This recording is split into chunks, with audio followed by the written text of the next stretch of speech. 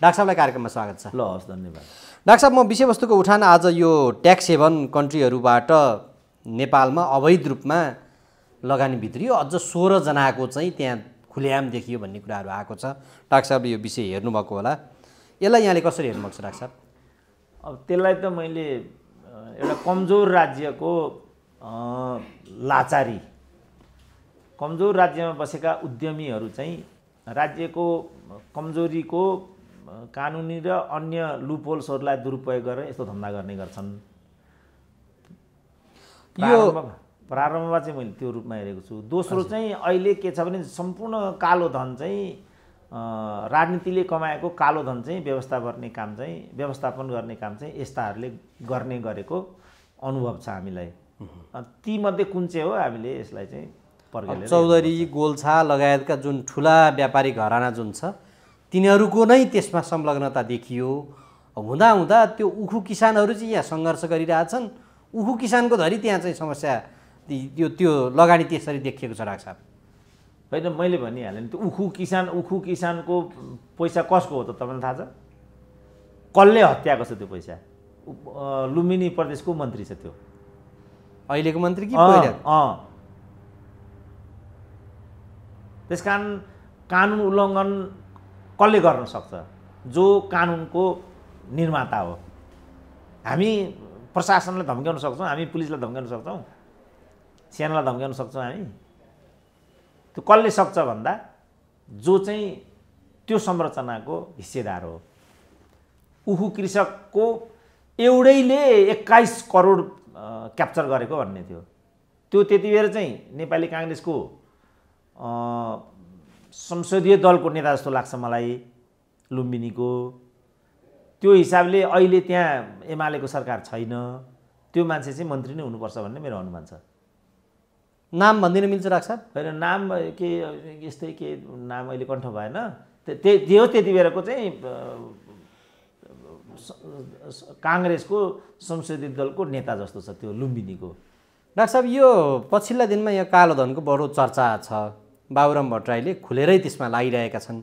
यही बिचमा प्यान्डोरा पेपर्सले यो 16 जनाको चाहिँ अवैध रूपमा विदेशबाट चाहिँ यो लगानी भन्ने कुराहरू ल्यायो। यसको तादात्म्यता केही देखिन्छ? होइन, तादात्म्यता छैन होला, तर यसबाट सरकार के चाहन्छ, बाबुराम के हुन्, उनीहरू के चाहन्छन् भन्ने कुरा त प्रष्ट भयो नि। तपाईँ हामीले भनेर अब केही पनि हुँदैन। भनेपछि यसै कारण मैले भनेको यो सम्पत्ति भनेकै नेताहरूको सम्पत्ति व्यवस्थापनका क्रममा पैदा भयो। उनीहरू त बिचौलिया मात्रै हुन्। मलाई चाहिँ यो पैसा नै यिनीहरूकै होला। अब यी देशभित्र तपाईँ कालो धनको स्रोत चाहिँदैन भन्ने बजेट लिएर आउँदै हुनुहुन्छ, तपाईँ ट्याक्स हेभेनको कुरा गर्दै हुनुहुन्छ। त्यो ट्याक्स हेभेन आफै ट्याक्स हेभेन हो, त्यो सम्पत्ति काहीँ पनि एकाउन्टेबल हुँदैन। त्यो कन्ट्रीको कुरा हो नि त यो। अब यो सम्पत्ति त्यहाँ कसरी पुग्यो तपाईँ यो चाहिँ कुरा गर्नु न। त्यही त यहाँ प्रश्न यो पनि त छ नि डाक्टर साहब, यहाँ नेपालमा बस्ने व्यापारी घराना भनेर चर्चित रूपमा चिनिएका व्यापारी घरानाहरूले यो काम गर्न मिल्छ? यहाँबाट उहाँ सम्पत्ति ट्याक्स नतिर्ने उहाँ पठाउने, उहाँबाट कम्पनी मार्फत वैध लगानी भन्दै भित्राउने, यस्तो खालको चाहिँ लुट्ने काम पो भइरहेको छ त डाक्टर साहब। त्यो त लुट्ने काम भइरहेछ भने राज्य के का लागि हो त? तपाईँ त्यसलाई अनुगमन गर्नु न, नियन्त्रण गर्नुहोस् न। यत्रो संरचना पालेर राखेछ। तपाईँले सुन्नुभयो होला, इन्टरनेसनल एयरपोर्टबाट गएको 10 वर्षमा सुन मात्रै 10 क्विन्टल सुन आयो भन्ने छ। अनि त्यसो भने तपाईँ चाहिँ के हेरेर बस्नु भएको छ त? त्यहाँ 33 केजी सुनको प्रकरण त सुनिरहनु भएको छ होला। अब त्यसमा त डाक्टर साहब एकजना चर्चित यो सिरियल किलरले नेपालको एयरपोर्टबाट म हात्ती छिराइदिन्छु भने नि। त्यो हात्ती छिराउनु जेलसम्ममा तपाईँ के हेरेर बस्नु भएको छ त? तपाईँ त फुली ढल्काउँदै हिँड्नुहुन्छ, फेरि हामीले हप्काउनुहुन्छ त। कस्तो हप्काउँछ त? त्यहाँ एयरपोर्टमा गएर तपाईँ यसो हेर्नुहोस् त, तपाईँलाई कस्तो सातो लिन्छ। अनि त्यो हात्ती चाहिँ देख्दैन त्यसले। अब तपाईँ हात्तीको पछाडि लागिरहनु भएको छ। अब हात्तीको पछाडि लागेर केही कुरा प्राप्त हुन्छ?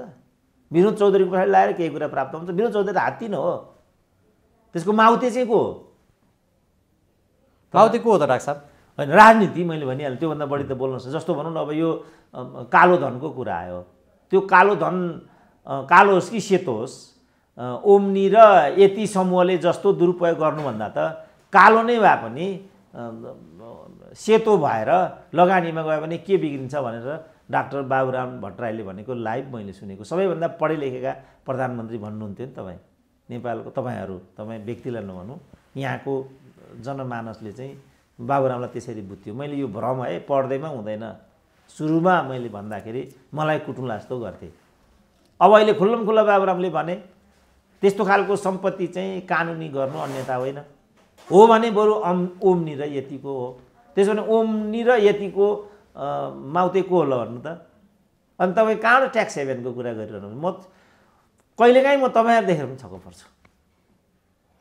हाम्रो काम त उठेका विषय जिज्ञासा राख्ने नै भइहाल्यो। जस प्यान्डोरा पेपर्सले यो जुन खुलासा गर्यो, यो सँगसँगै अर्को एउटा खुलासा आयो। भारतीय राजदूत पूर्व राजदूत रञ्जित रेको पुस्तक काठमाडौँ डिलेमा भन्ने, त्यसमा चाहिँ आइजिपी नियुक्तिमा पनि तत्कालीन गृहमन्त्रीले भारतीय राजदूतसँग रायमा आएको कसलाई आइजिपी नियुक्त गरौँ भनेर र तत्कालीन 4 जना डिआइजीहरू पनि दूतावास छिरेर सदाशयका लागि आग्रह गरेको भनेर उहाँले बकाइदा लेख्नुभएको पुस्तक सार्वजनिक भएको छ। यसलाई यहाँले कसरी हेर्नुहुन्छ डाक्टर साहब? अब यस्ता पुस्तक त कति आए। हिमालयन पिपुल्स वार भन्ने किताब आयो, त्यसमा एसडी मुनिकै आर्टिकलको कुरा आयो, जनयुद्ध हामीले गराएको, माओवादीलाई हामीले पठाएको, फलानु भन्ने कुरा आयो। त्यसपछि आरके यादवको मिसन र भन्ने किताब त तपाईँले पनि बिर्सिनु भएको छैन होला, त्यो किताब चाहिँ मार्केटमा एभाइलेबलै छ। सिक्किमपछि नेपालको तराई भारतमा गाभ्ने इन्दिरा गान्धीको योजना थियो भनेर उनले त्यहाँ लेखेको छ हैन। त्यसपछि चाहिँ यो किताब आइपुग्यो। अब यो किताब त आइपुग्यो, तर यो किताब बजारमा आउनुभन्दा अगाडि जो क्रिया प्रतिक्रिया उत्पन्न भयो, विमलेन्द्र निधिले मैले त्यसो गरेको होइन भनिसके, जो त्यति बेलाका गृहमन्त्री थिए। यो त सार्वजनिक भएपछि, समाचार सार्वजनिक भएपछि मात्रै ट्विट गरेका छन् उनले।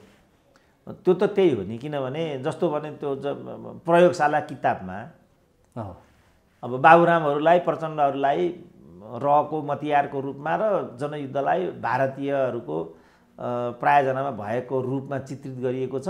त्यो किताबको विमोचन स्वयं प्रचण्ड बाबुरामले गरेका छन्। अब तपाईँ के भन्नुहुन्छ? हामी पनि अब एकदम चनाखो हुनु पर्यो, एकदम गम्भीर हुनु पर्यो, एकदम सामग्रिक हुनु पर्यो। जस्तो माइक्रो म्यानेजमेन्ट भन्थे नि त यिनीहरू। माइक्रो म्यानेजमेन्ट भनेकै यही हो। मैले तपाईँलाई अनेकचोटि भनेको छु, नेपालमा नियुक्तिका 4 वटा आधार छन् भनेर। एउटा नाता, अर्को पैसा, अर्को व्यभिचार, तेस्रो फरेन फ्याक्टर। भनेको छैन भन्नु त? कन्ठो हुनुपर्ने तपाईँहरूलाई अब त यो। अब यो फरेन फ्याक्टर भन्ने चाहिँ यहाँ आएर आकर्षित भयो। 4 जना डिआइजीहरू त्यहाँ पुगेर लौन भनेर गुहार गरेर छन्। फरेन फ्याक्टर यहाँ आइपुग्यो। त्यस कारण मैले गएको हप्ता मात्रै मैले भनेको थिएँ, नारायण खड्काको नियुक्ति हुँदाखेरि नेपालमा गृहमन्त्री र परराष्ट्र मन्त्रीको नियुक्ति को हुँदैछ भन्ने कुरा प्रधानमन्त्रीलाई पनि थाहा हुँदैन।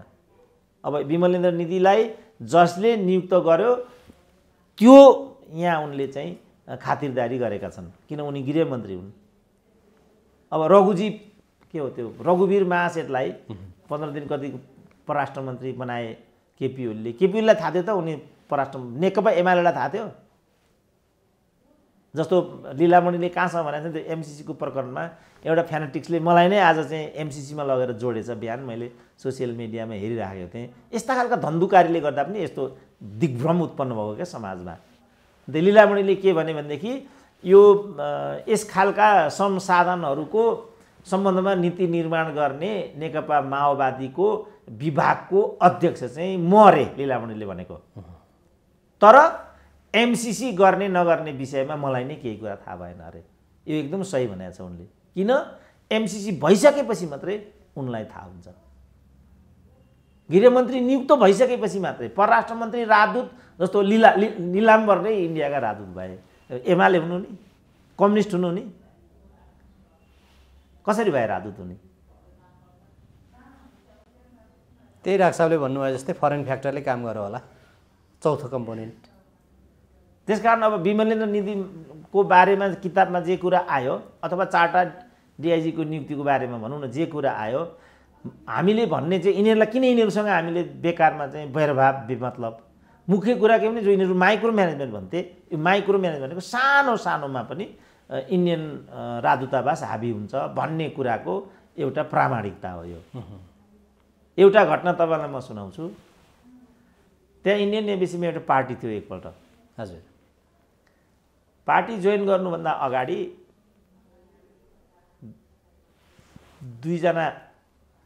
3 जना मान्छे टोयलेट छिरे अनि चौथो व्यक्ति चाहिँ राकेश सुद्दे, त्यति बेलाका त्यहाँका एम्बेसेडर। तिनले चाहिँ एउटा त्यो पार्टीमा सहभागी हुन गएको बहालवाला मन्त्रीलाई क्या है तुम्हारा भनेर सोधेपछि ती मन्त्रीले चाहिँ एम्बेसडर साहब अब तो हम मंत्री हो गए हैं, इस तरह से कैसे मुझे डांटिएगा, कैसे बोलिएगा भन्यो त्यसले। अनि इन्डियन राजदूतले चाहिँ छाडा बोलेर तँलाई कसरी मन्त्री बनायो भन्ने कुरा तँलाई थाहा छ कि मलाई थाहा छ, छाडा बोल्दै ठुलो स्वरमा बोलिरहेको अर्को एउटा लाउके मन्त्री पनि थियो, त्यहाँ ढाकाको टोपी लगाएको मन्त्री, त्यसको टोपी नै भुइँमा फुत्रुकै खस्यो अरे त्यो सुन्दा। अब बिचारा मैले कुन सन्दर्भमा कसले मलाई यति कुरा भनिदियो र यति पनि थाहा पाएँ होला।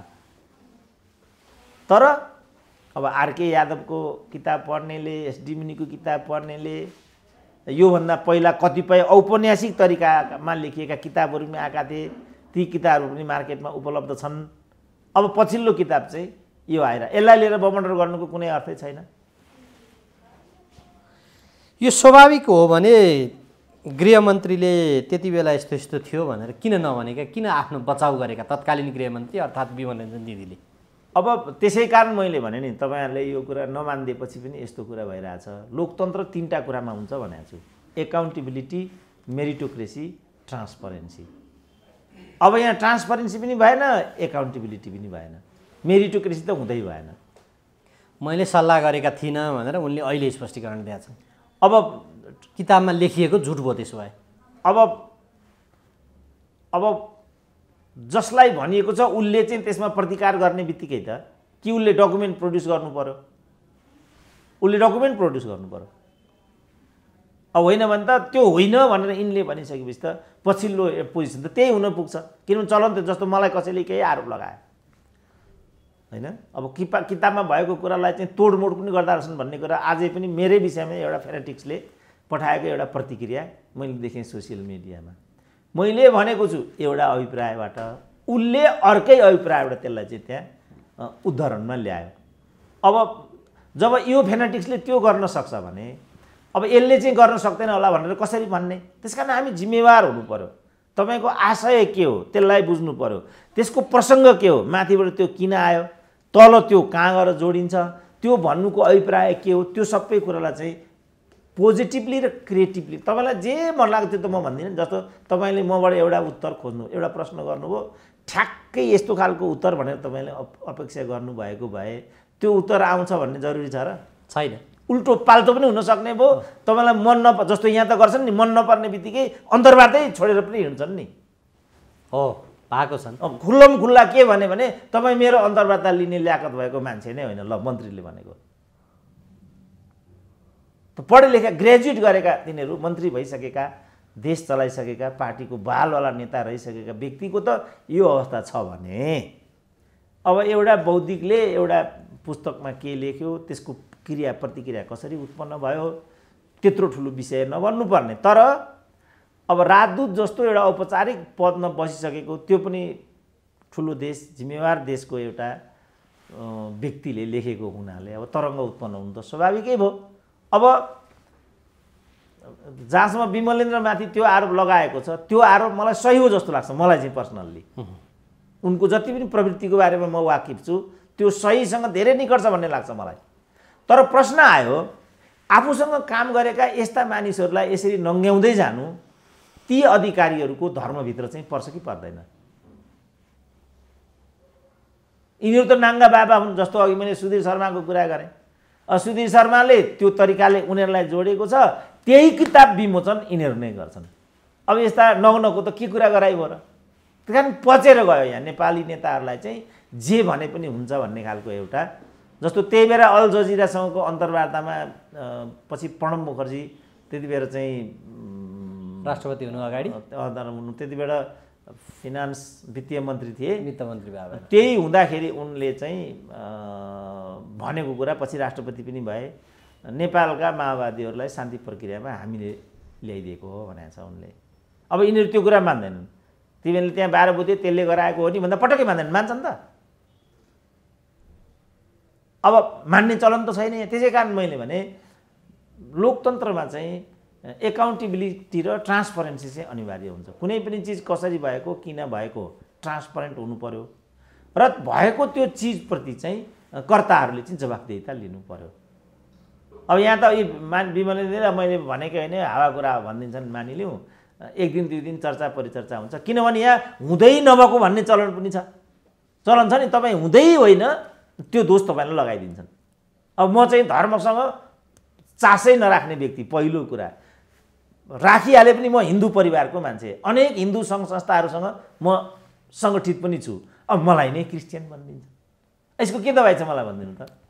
यसको दबाई छैन। तर अब यहाँ यो भारतसँगको चाहिँ अलिक बढी जोडिँदो रहेछ डाक्टर साहब, त्यो हिसाबले हो। ठिकै छ, म त्यही बुकमा भएको अर्को प्रसङ्ग छ, केपी शर्मा ओलीलाई त्यहाँ चाहिँ नेपालको पोलिटिक्सको चतुर खेलाडी भनेर चाहिँ त्यहाँ उल्लेख गरिएको छ। महाकाली सन्धि हुँदा ताका चाहिँ अलि भारतको अनन्य मित्र थिए, पछि राष्ट्रवादी छवि बनाए, अब हुँदा त्यहाँ उपचारै गर्न छोडे, सिङ्गापुरतिर जान थाले, अन्यत्र जान थाले उपचार गर्न पनि भन्ने खालको कुरा त्यहाँ बुकमा उल्लेख गरिएको छ। आजको दिनमा चाहिँ डाक्टर साहबको बुझाइमा के छ भन्ने लाग्छ ओलीसँगको भारतको सम्बन्धमा चाहिँ? ओलीसँगको यिनले भने जस्तो लाग्दैन मलाई। भारतसँगको सम्बन्ध उनको सुमधुर छ भन्ने लाग्छ मलाई। हिजो चाहिँ निकट, आज त्यति भएन भन्ने जस्तो त्यहाँ उल्लेख गरेको छ भन्छ। होइन, त्यो उनको बुझाइ होला। किनभने उनी एउटा संयन्त्रबाट काम गर्ने एउटा पार्टीका प्रवक्ता भए, अहिले अर्को प्रवृत्ति हावी छ भारतमा, जस्तो जहाँसम्म उपचार गर्ने नगर्ने भन्ने कुरा छ। उनीहरू पनि त डबल स्ट्यान्डर्डका छन्। झलनाथ खनाल चाहिँ प्रधानमन्त्री हुँदा भारतको भ्रमणसम्म उनीहरूले गराएनन् त। त्यसपछि भड्केर झलनाथ चीन अमेरिका उपचार गर्न जान थाले। पार नलागेपछि उनले पनि भारतमै गएर चाहिँ किडनी ट्रान्सप्लान्ट गरेर आए। भारतमा गएर किडनी ट्रान्सप्लान्ट गर्दैमा इन्डियन भइने हो भने त अहिलेका 1 नम्बरका इन्डियन त्यसो भने झलनाथ हुने भए। मेरै राजीव गान्धीमा ट्रिटमेन्ट गरेर आयो, मलाई नै रहले गराइदियो भने यी फेनाटिक्सहरूले। अब यसको के दबाई छ मलाई भनिदिनु त? अब यहाँ सम्भव नभएको उपचारका लागि त्यहाँ जाने एउटा आम प्रचलन नै छ हामीहरूको। नेताहरू त स्वदेशमा उपचारै गराउँदैनन्, अहिले वर्षमान चाहिँ ब्याङ्ककमा छन्। त त्यसो भने के भारतमा जाने चाहिँ भारतीय दलाल हुने, अनि ब्याङ्ककमा जाने चाहिँ क्रान्तिकारी नै रहिरहने, त्यस्तो हुन्छ? चीनमा जाने अर्को हुने, रुसमा जाने चाहिँ क्रान्तिकारी रहिरहने, त्यस्तो हुन्छ? त्यसो भने उनले एउटा शब्द चाहिँ त्यहाँ जुन राखेका छन्, राष्ट्रवादी छवि बनाएका नेता, राष्ट्रवादको ओहदा लिए भने छ आजको दिनमा केपी शर्मा ओलीमा? छ जस्तो लाग्दैन मलाई।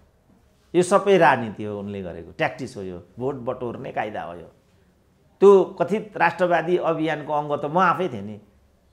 मलाई नै केपी ओली राष्ट्रवादी भन्ने कुरा हुन् कि होइनन् भन्ने कुरा पनि नबुझ्ने भनेर मान्छेले मलाई नै माखौल उडाए।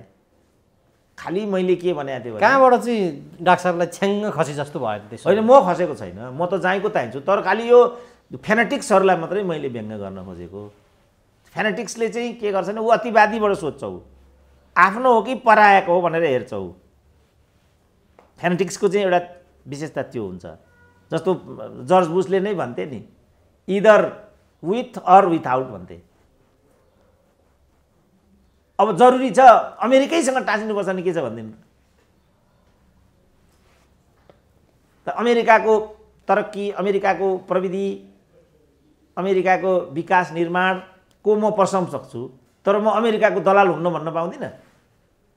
कुनै धर्मका राम्रा कुराहरू छन्, ती कुराहरू मलाई प्रशंसनीय लाग्यो, मेरै भए पनि मेरो धर्ममा विकृति विसङ्गति छ भन्न पाउँदिनँ मैले।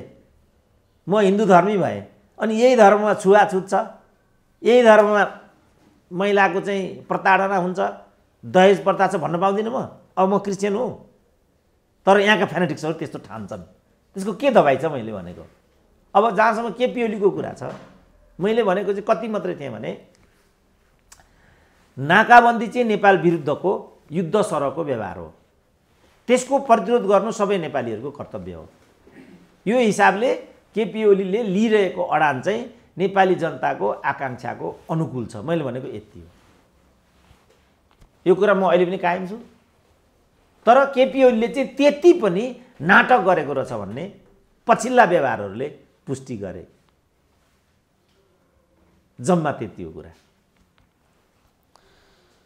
अब ओलीकै प्रसङ्ग आइहाल्यो। भर्खरै एमालेको विधान अधिवेशन सकियो। त्यहाँ 70 वर्षीय उमेरको ठुलो चर्चा पनि थियो। यद्यपि त्यो विषय सम्बोधन भयो। अब फेरि पनि केपी शर्मा ओली नै अध्यक्ष बन्ने देखिन्छ। उनले भनि पनि सकेका छन् एमालेलाई जिताएर मात्रै विश्राम लिन्छु। ओलीको आजको दिनमा हाइट बढ्दै गएको हो, किनभने प्रचण्डका पछिल्ला अभिव्यक्ति अलिक कुण्ठाग्रस्त देखिन्छन् भन्छन् नि डाक्टर साहब। यो पनि अब अलिकति पछौटे प्रश्न भयो, किनभने मैले त्यही बेला भनेको थिएँ यो तरिकाबाट केपी ओलीलाई छुट्टी दिने हो भने केपी ओलीको क्रेज चाहिँ बढ्छ। यसरी भन्ने हो भने जे केपी ओलीको सम्बन्धमा म भन्दैछु त्यसले चाहिँ केपी ओलीको विचारलाई प्रवर्धन गर्दैन, उनको व्यक्तित्वलाई प्रवर्धन गर्दैन। जे प्रचण्डहरू गर्दैछौ, माधव कुमार नेपालहरू गर्दैछौ, त्यसले चाहिँ केपी ओलीको कहर नेपालको राजनीतिमा बरकरार राखी छोड्छ। त्यसकारण यो गलत बाटो छ म भन्थेँ। अब मलाई नै चाहिँ केपी ओलीको मतियार भनिदिए। अब प्रचण्डहरू त्यहाँ चाहिँ बरबराइराखेका छन्। प्रचण्ड त अब म जीवनको उत्तरार्धमा एक्लै हुने भएँ भन्छन्, कहिले म अब आत्महत्या गर्छु भन्छन्, कहिले यो मैले बिछाइदिन्छु नि त अर्कालाई दिन्छु भने मान्छे पाइन भन्छन्। यस्तो खालको दैनिक फरक फरक अभिव्यक्ति आउन थालेको छ। उता केपी शर्मा ओली म खुलेआम चुनौती दिन्छु, त्यो मेलम्चीको पानी वैशाखभित्र झार काठमाडौँमा, ल त्यस पछाडि अनि म तिमीहरूलाई गन्छु भनेर खुल्लम खुल्ला उनले चाहिँ निम्ता दिइसकेका छन्। यो विचारणीय कुरा भयो, किनभने मेलम्चीको पानी त वास्तवमा केपी ओलीले झारेर देखाएको थियो। यो त सत्य कुरा भयो। अब वैशाखसम्मको उनले चुनौती दिए भनेदेखि यो विचारणीय कुरा भयो, किनभने त्यसलाई उनीहरूले चाहिँ चुनौतीको रूपमा स्वीकार गर्दै इखको रूपमा ल्याऊ न यो बाबा, इखै सम्झ। यस, केपी ओलीलाई देखाउनलाई भयो नि झार्यौँ भन त्यति बेला, अनि एउटै मञ्चमा मलाई बोलाउधरी भने। यस, अब त्यसै कारण यो विचारणीय मैले भने। र तर सक्दैनन् पनि भनेका छन् फेरि। अब त्यो उनी त्यो एक्सट्रिममा किन जानु पर्यो? सके भने त्यसो भने राजनीतिबाट सन्यास लिन्छन् त। जस्तो अहिले यो विरोध कतिवटाले के भनेको छ भनेदेखि अब आउने चुनावमा हामी 1 नम्बर हुन्छौँ, एमाले 1 नम्बर भयो भने म राजनीतिबाट सन्यास लिन्छु भनेका छन्। अब यो पनि हामीले यहाँ रेकर्ड गराइदिइ राख्नुपर्छ, किनभने प्रचण्डले त्यति बेला के भनेको थिए भनेदेखि 5 वर्ष केपी ओली प्रधानमन्त्री हुन् भनेको थिए। मैले यो मान्छे ढाँट्दै छ है भनेको थिएँ त्यो बेला। सत्य कुरा के थियो भने केपी ओली 18 महिनामा मरिहाल्छन्, त्यसपछि म एमालेमाथि हालिमाली गर्छु, किनभने त्यहाँ झलनाथहरू छन्, माधव कुमार नेपालहरू छन्, अरूहरू छन्, मलाई स्वाद भइहाल्छ, पूर्वाधार छ भन्ने हिसाबले त्यो कथित पार्टी एकता गरेको थिएँ। मैले त्यही बेला भनेको थिएँ यो नाटकै, यो एकता हुन सक्दैन। यो त्यसो भए केपी शर्मा ओलीले अहिले आएर भनेको म जति शारीरिक रूपमा स्वस्थ हुँदै गएको छु, विरोधीलाई चिन्ता थपिँदै गएको छ भनेको कुरा यहाँनिर तादात्म्य हुन्छ राख्छ। अनि त्यो त उनले पनि अरूले पनि भन्ने। त्यसपछि सुरुमा त मैले मात्रै भनेको थिएँ यो केपी ओलीको प्रतिकूल स्वास्थ्यलाई मध्यनजर गरेर यो कथित पार्टी, किन तपाईँ देखिरहनु भएको छ नि त। त्यसपछि पनि के भयो भनेदेखि 2.5 वर्षको यिनीहरूले प्रधानमन्त्रीको सहमति गरेका थिए। प्रचण्डले त्यो छोड्नै नहुने नि। 2.5 वर्षको सहमति केपी ओलीले तोड्न साथ आजको राजनीतिक बाटो प्रचण्डहरूले लिएका भएदेखि हरेक हिसाबले त्यो जस्टिफिकेसन हुन्थ्यो। तर उनीहरूले बाटो बिराए। प्रचण्डले भनेकै छ मैले त्यो छोडेर गल्ती गरेँ, गल्ती उनी गर्ने। अनि कोपमा यो देश पर्नुपर्ने, वाम मतदाता पर्नुपर्ने, वाम एकता पर्नुपर्ने, स्थायित्व र चाहिँ समृद्धिलाई चाहिँ व्यवधान आइलाग्ने, त्यो क्षम्य हुन्छ? जहाँसम्म राजीनामाको कुरा छ, नेतृत्व पाइनको कुरा छ, प्रचण्डले त्यो भनेकै छैन। उनले चाहिँ त्यस्तो विचार पास गराउन सक्ने गरेर, नेतृत्व स्थापित हुने गरेर कोही आइदिएदेखि म चाहिँ पारित गराउँछु, म चाहिँ विश्रामतिर लाग्छु र उहाँलाई म सुम्पिन्छु, लिन प्याउ चाहिँ म गर्दिनँ भनेको छ। अब मैले चाहिँ त्यो सुनेको, किनभने अहिले त कसैलाई विश्वास गर्ने र कसैको रिटर्नलाई पनि मान्ने अवस्था रहेन। भर्बल पनि जस्तो यो गोकुल बाँसकोटाको भरबल हो नि त यो 70 करोडको प्रकरण। त्यस्तोलाई पनि यिनले मिचेको गरेर केपी ओली स्वयंले गोकुल बाँसकोटाले भ्रष्टाचार गरेको होइन भन्दै यो त खुल्ला भरबल पनि यिनीहरू मान्दैनन्। 1 2 कृष्णबहादुर महराले त्यति बेर 50 करोडको प्रकरणमा डिल गरेको रहेछ चिनिया कम्पनीहरूसँग। त्यो बारेमा उनले के भनेका छन् भनेदेखि खोइ यो बोली त मेरै हो तर कहाँ बोले मलाई एक्का भएन भनेका छन् उनले। बोली नै मेरो होइन चाहिँ भनेका छैनन्। त्यति बेला म रिपोर्टिङमा गएको थिएँ, माओवादीको तत्कालीन स्थायी समिति बैठकले यो विभिन्न ठाउँमा बोलेका कुराहरूलाई जोडेर यस्तो बनाइयो भने ब्रिफिङ चाहिँ त्यसरी गरेको छ। अब केही उपाय छ त? अघि मैले जस्तो भन्नु अहिले निधिको सिधिको सारा कुराहरू आयो नि त। त्यस कारणले एकाउन्टेबिलिटी भन्ने कुरा एकदमै निर्णायक। जस्तो मैले बोलेँ होइन, मैले बोलेपछि त्यो मैले बोलेको हुँ, ठिक छ, मैले किन बोलेँ कसरी बोलेँ त्यसमा मैले प्रश्न पार्न पाउनुपर्छ र प्रश्न पार्छु। तर बोलेको कुरा मैले बोलेकै होइन र वक्तालाई पनि वक्ता भन्दैछ म किन बोलेको कसरी बोलेको, अनि त्यसलाई नै फेरि तैँले कहाँ हुन्छ तैँले यसरी बोलेको होस् भनेर चाहिँ अर्काको चरित्र हत्या गर्ने। अहिले त जुन अनेक पारिवारिक कुराहरू बजारमा ल्याउने, चारित्रिक कुराहरू बजारमा ल्याउने जुन हामीले हरकत गरिराखेका छौँ नि, यसले चाहिँ हामीलाई चाहिँ एउटा स्वस्थ बौद्धिक अभ्यासतिर चाहिँ प्रवृत्त गराइराखेको छैन। हामी अस्वस्थ भएर गइराखेका छौँ। डाक्टर साहब, यो बिचमा प्रचण्डको धेरै थरी बोलीहरू आए। कहिले अब अर्को जनयुद्ध गर्छु भन्ने खालको पनि उनको तर्कहरू देखियो। आत्महत्या गर्छु भनिहाले, म कलाकार बन्न पर्ने मान्छे यस्तो भए पनि भनिहाले। यो समग्र देख्दाखेरि र यही बिचमा मोहन वैद्यले चाहिँ यो सबै देख्दाखेरि चाहिँ बरु राजा भने जस्तो तर्क पनि आएको देखियो। विप्लवले सार्वजनिक मञ्चबाटै पृथ्वीनारायण शाहको तस्विर ग्रहण गरे, जबकि हिजो सामन्ती भनेर उनीहरूले त्यो राज संस्था विरुद्धमा युद्ध नै गरेका थिए। प्रचण्ड आफैले त्यत्रो दुःख गरेर ल्याएको संविधान अहिले हाम्रा लागि यो देखिएन, हामी प्रतिक्रान्तिकारीको घेराबन्दीमा पर्यौँ, अब फेरि एकचोटि जाग्नु पर्यो भनिरहेका छन् र पूर्व माओवादीहरू सबै एकै ठाउँमा आउनुपर्छ भनिरहेका छन्।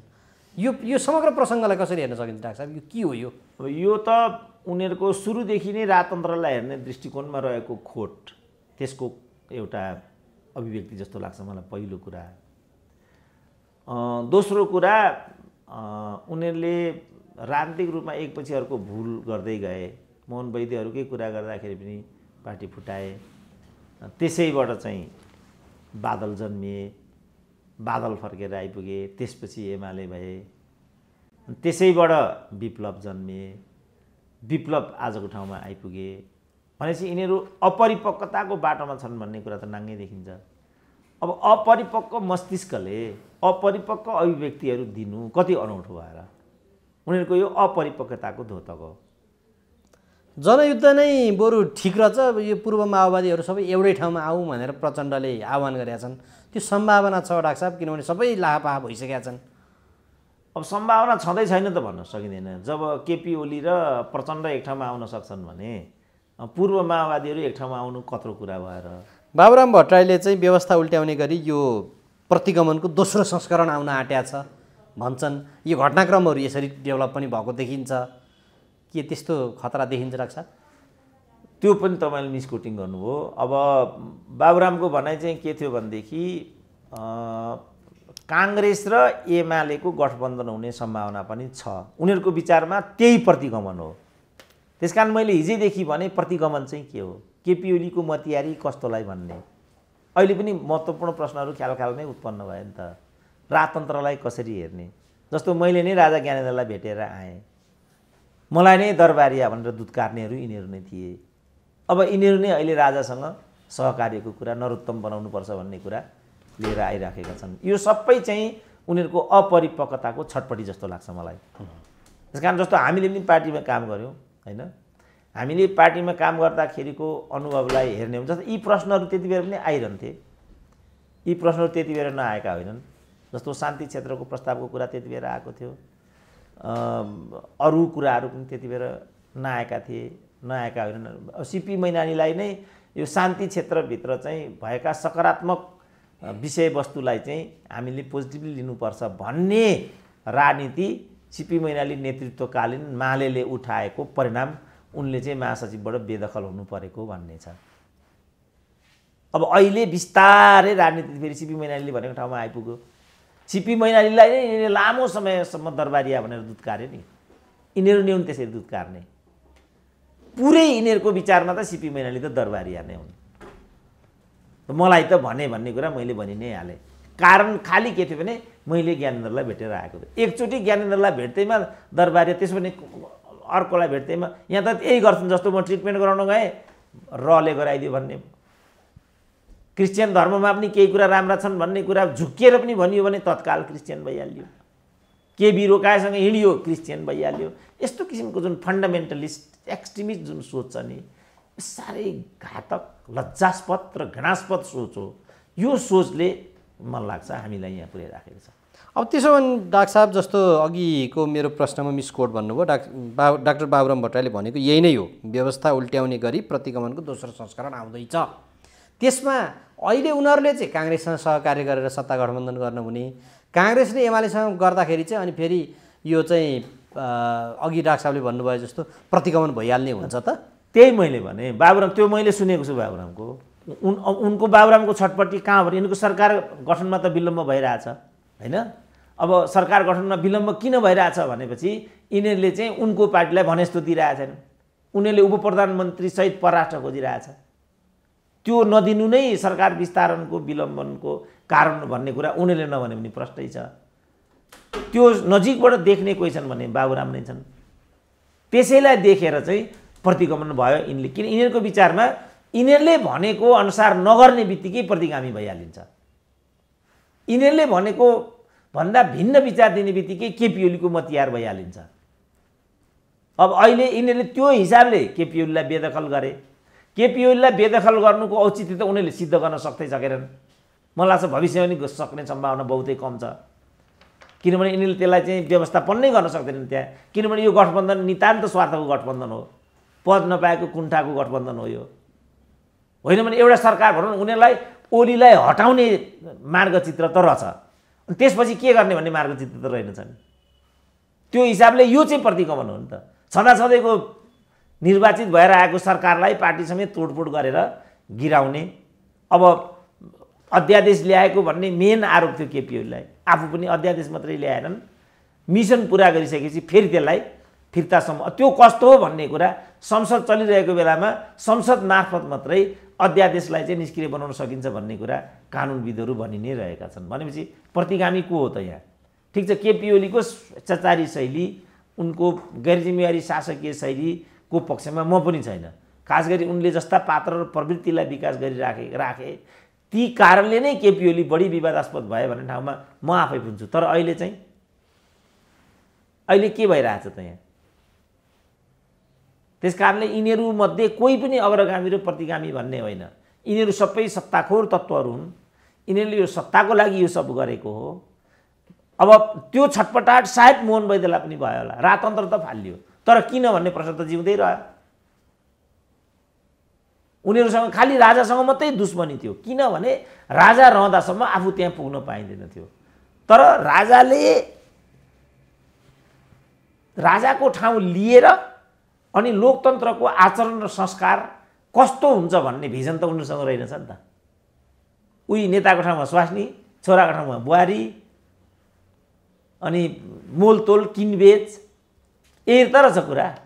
त्यसै कारण प्रचण्डले पहिला पनि भनेको थियो योभन्दा त राजाको सम्मान कति कति माथि भनेर। त्यो धेरै सत्यसँग नजिक थियो। अहिले यो आत्महत्या फलानु भन्छन् नि, त्यो पनि राजा ल्याउने कुरा हो, प्रतिगामी कुरा हो भन्न खोजेका थिए नि यिनीहरूले। हामीलाई त दरबारिया भनेरै छोडे उनीहरूले, प्रचण्डलाई त भन्न नसकेको हुनाले मात्रै, होइन भने यो एकदम राजाको मतियार हो भन्ने लाइनमा जाँदै थिए। राजै गणतन्त्र उनले नै ल्याएको हुनाले यिनीहरूको केही दाल गलेन, त्यो अर्कै कुरा हो। तर यहाँ चाहिँ फेनेटिक्सहरूको, यो फन्डामेन्टलिस्टहरूको यो खालको सङ्कीर्ण सोच छ। आफूले भने जस्तो नहुने बित्तिकै त्यो चाहिँ हिन्दू विरोधी हुन्छ, त्यो कम्युनिस्ट विरोधी हुन्छ, त्यो दरबारिया हुन्छ, त्यो भारतको दलाल हुन्छ, अमेरिकाको पिट्ठु हुन्छ। अब भनौँ न एमसिसीकै विषयमा, मेरो सिम्पल एमसिसीको बारेमा के भनेको छ भने यो एमसिसी भन्ने यिनीहरूले गरिसकेको कुरा हो, यो भइसकेको छ। जसले गरेको त्यो नै अहिले के भन्छ एमसिसी भएन। जहाँसम्म नेपाली जनताको कुरा थियो, उनीहरू चाहिँ नेपाली जनता चाहिँ एमसिसीको पक्षमा छैनन्, यति हो नि। अब मलाई नै फेरि एमसिसीको म तिहार भन्थे त यो खालको जुन एउटा फन्डामेन्टलिस्ट संकीर्णतावादीहरूको जुन प्रभुत्व नेपालको चाहिँ समाजमा भयो यिनीहरूले गर्दा पनि आज हामी चाहिँ यो किम कर्तव्य एउटा रुड एउटा कुनै नो डाइनामिजम क्या के गर्दैछौँ भन्ने नै थाहा छैन। त्यही त यो सरकार स्वयं नै अकर्मण्य भयो। अब पर्सि 29 गते त यो अब यसको हनिमुन पिरियडै लगभग चाहिँ अब 3 महिना पुग्छ। 3 महिना पुग्दाखेरि पनि सरकार विस्तार गर्न नसक्ने। शेरबहादुर देवालले योभन्दा अगाडि के रेकर्ड राखे बढी गरे भन्थे। अब त्यही खालको एउटा देखियो। सरकारले पूर्णता नपाउनुमा डाक्टर साहबले केही कुराहरू त भनिहाल्नुभयो, तर यहाँ बाहिर निक्लेका अरू कुरा के छन् भने प्रधान न्यायाधीशलाई पनि कोटा चाहियो भन्ने कुरा पनि आएको छन्। अरू के बुझ्नु भएको छ डाक्टर साहब?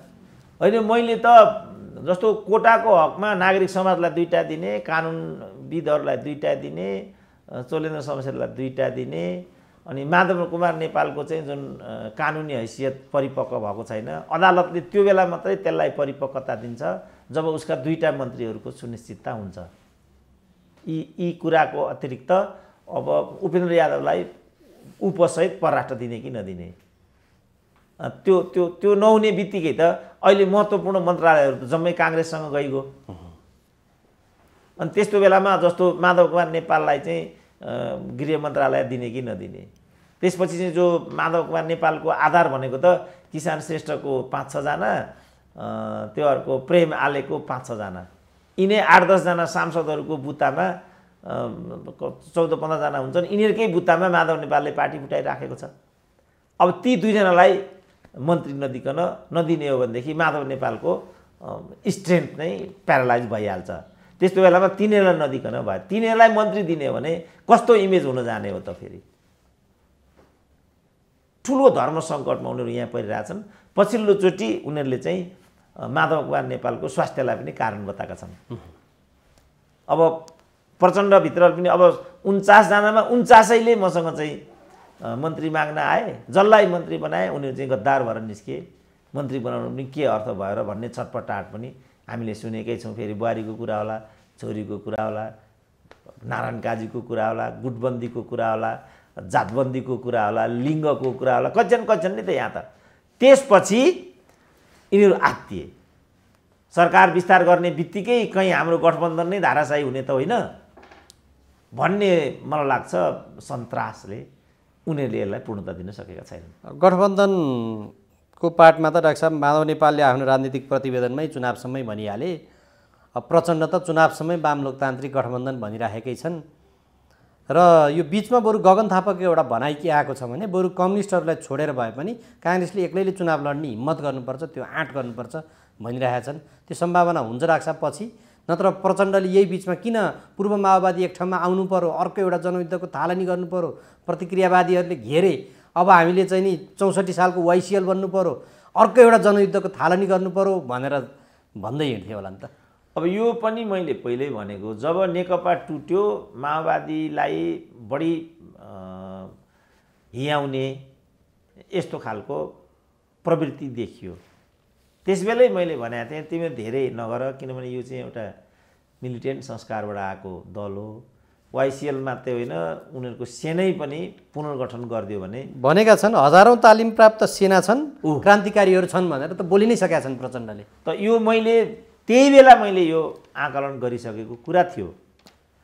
अब त्यसको अतिरिक्त उनीहरूले चाहिँ अराजनैतिक तरिकाले एकअर्कालाई निषेध गर्ने, गाली गर्ने यो गरि नै आएको देखिन्छ। त्यस्तो बेलामा स्थिति जहाँसम्म पनि पुग्यो भने त्यो मैले लेख्दा अनौठो हुँदैन।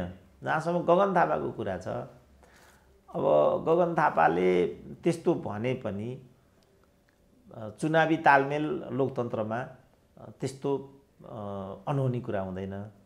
जस्तो एउटा वैचारिक दृष्टिकोणले विजातीय तत्त्वसँग पनि गठबन्धन गर्ने यस्ता अभ्यासहरू राजनीतिमा प्राय हुन्छन्।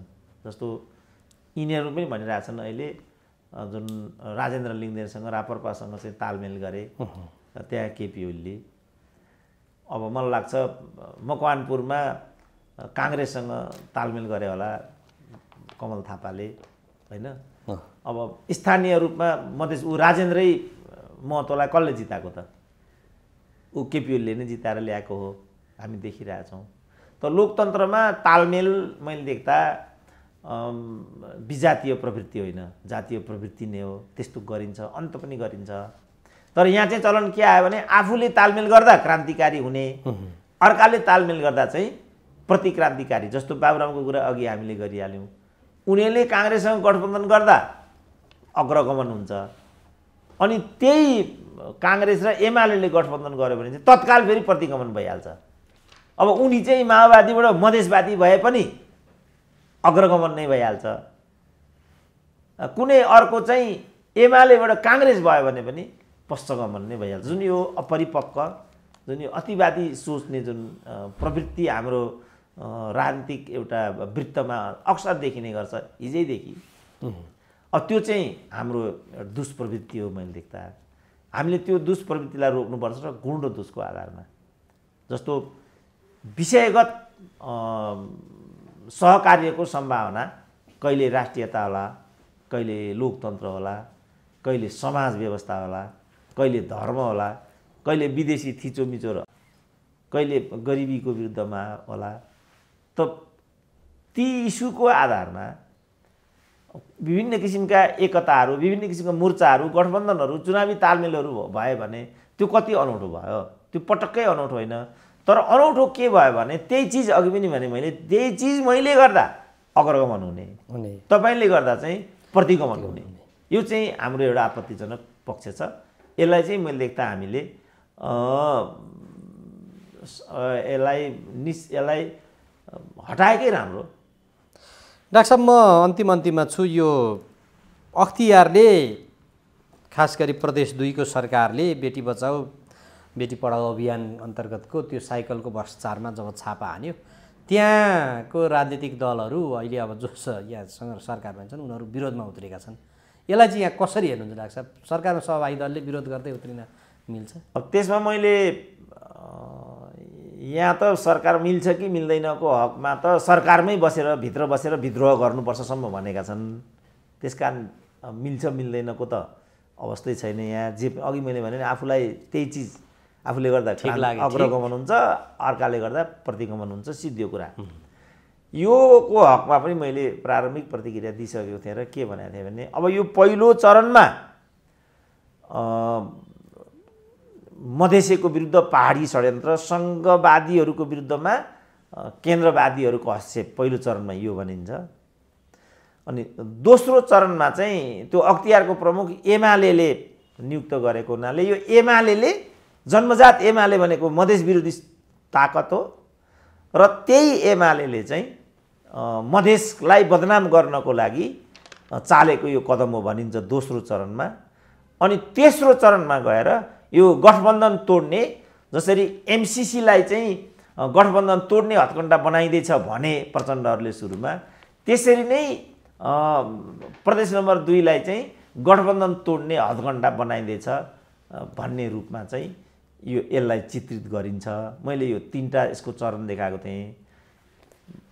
एउटा पुनश्चमा एउटा मैले के पनि देखेको थिएँ भनेदेखि उपेन्द्र यादव र प्रचण्डकै मिली भगतमा लालबाबु के हो त्यो लालबाबु राउत सरकार विरुद्ध गरिएको साजिस हो समेत भनेको पनि मैले यदाकदा मैले देखेको थिएँ। छोटकरीमा चाहिँ के भने अख्तियार पनि आफ्नो विरुद्धमा आयो भने षड्यन्त्र हुन्छ, अर्काको विरुद्धमा गयो भने चाहिँ लोकतन्त्रको स्वाभाविक एउटा प्रक्रिया पुरा गरेको र अख्तियारले आफ्नो हैसियत देखाएको रूपमा। जस्तो त्यही निर्वाचन आयोगले ओलीको मतियारी गर्दा ओलीको दलाली भयो हिजो, त्यही निर्वाचन आयोगले माधव नेपालहरूको मतियारी गर्दाखेरि फेरि कोही केही बोल्दैन नि त, बोल्छ त? अहिले सर्वोच्चको भूमिका त्यही छ, अख्तियारको भूमिका त्यही छ, निर्वाचन आयोगको भूमिका त्यही छ, सबै सङ्घ संस्थाहरूको भूमिका त विवादास्पद छ नि। कुनै पनि सङ्घ संस्थाले आफ्नो मर्यादा अनुसारको भूमिका नखेलेको कुरा चाहिँ प्रष्टै देखिन्छ। त्यसकारण मैले भनेको छु एमालेवालालाई तिमीहरू अदालतमा निवेदन लिएर जाने कुरै बन्द गरिदियो, किन यो सत्ता संरचना हुँदासम्म तिमीले त्यहाँ कुनै पनि न्याय पाउँदैन। निर्वाचन आयोगको कुरा नि यही हो। त्यसकारण मैले हिजैदेखि भने यी संस्थाहरूलाई बलियो बनाऊ, यिनीहरूलाई स्वायत्त बनाऊ र आफ्नो प्रक्रियाबाट काम गर्न दिउँ। त्यो भयो भने मात्रै लोकतन्त्र सुनिश्चित हुन्छ र त्यसले सुदृढीकरणको बाटो लिन सक्छ। हामीले यो भन्यौँ। तर उनीहरूले आफ्नो एउटा मतियारलाई न्यायाधीश बनाउने, अर्कोलाई अख्तियारमा लैजाने, तेस्रोलाई निर्वाचन आयोगमा लैजाने, यो धन्दा गरे। त्यसपछिको छटपटाहट हो यो। अब भनौँ न अख्तियारले यो गर्दा पनि केही गरेन भन्ने हुन्छ, गर्दाखेरि पनि किन गर्यो भन्ने हुन्छ। किनभने अब त्यहाँ अख्तियार पाएर बसेको व्यक्ति वास्तविक एउटा हैसियतको भन्दा पनि कार्यकर्ताको हैसियतमा पद किनेर त्यहाँ पुगिरहेको हुन्छ। त्यसपछि यो त विश्वासको सङ्कट हो। विश्वासको सङ्कट भइसकेपछि अनेक प्रश्नहरू तेर्सिन्छन्। अब हुँदाहुँदै चाहिँ प्रदेश नम्बर 2 को त्यत्रो घोटाला, हुन त अब यहाँ वाइट बडीको कत्रो घोटाला छ, लेखा समितिले नै 4 अरब 35 करोड, त्यो त 5-10 करोडको कुरा हो क्यारे। यसको त्यत्रो अर्थ त मैले केही पनि देखा छैन। तर अदालतले आफ्नै के अरे अख्तियारले आफ्नै जगमा उभिएर यो गरेको हो भने त गर्ने नै भयो उसले। तर त्यो अख्तियारले चाहिँ अब वाइट बडीको कुरालाई के भन्छ, 33 केजी सुनको कुरालाई के भन्छ, अन्य भ्रष्टाचारहरूलाई के भन्छ र यत्र तत्र जो ओम्नीको भ्रष्टाचारको कुरा छ, अनि यति समूहको भ्रष्टाचारको कुरा छ। अब खालि चाहिँ बेटी बचाओलाई मात्रै केन्द्रित गर्यो भने त मान्छेले यस्तो भन्ने नै भए। त्यसकारण प्रारम्भमा यो टिप्पणी आएको छ। अख्तियारले यसलाई चाहिँ निरन्तरता दिनुपर्छ र भ्रष्टहरूलाई अलिकति अख्तियारले कारबाही, जस्तो आयल निगमकै भ्रष्टाचार छ, के भयो त त्यो आयल निगमको भ्रष्टाचार? यसको सापेक्षतामा मान्छेले भनेको कि यो चाहिँ खालि एउटा अख्तियारको षड्यन्त्र मात्रै हो, वास्तविक होइन। त्यसकारण यसलाई वास्तविक बनाउने हो भने उसले चाहिँ आफ्ना संवैधानिक दायराहरूलाई सबल बनाउनुपर्छ, त्यसको विश्वास उसले आर्जन गर्नुपर्छ, भ्रष्टहरूलाई चाहिँ ठिमुनामा हाल्नुपर्छ र त्यसको सुरुवात बेटी बचाउबाटै भयो भने पनि, किनभने बेटीको नाममा यिनीहरूले केसम्म गर्दा रहेछन् भन्ने हरकत मात्रै नाङ्गियो भने पनि उनीहरूको नाटक बजारमा आउँछ नि त। त्यसकारण पनि त्यसलाई पूर्णता दिनु जरुरी छ। अख्तियारले कसरी गर्छ त्यो चाहिँ उसको कुरा हुन्छ। हुन्छ डाक्टर साहब, समय दिनुभयो, म यहाँलाई धन्यवाद। ल हस्, धन्यवाद।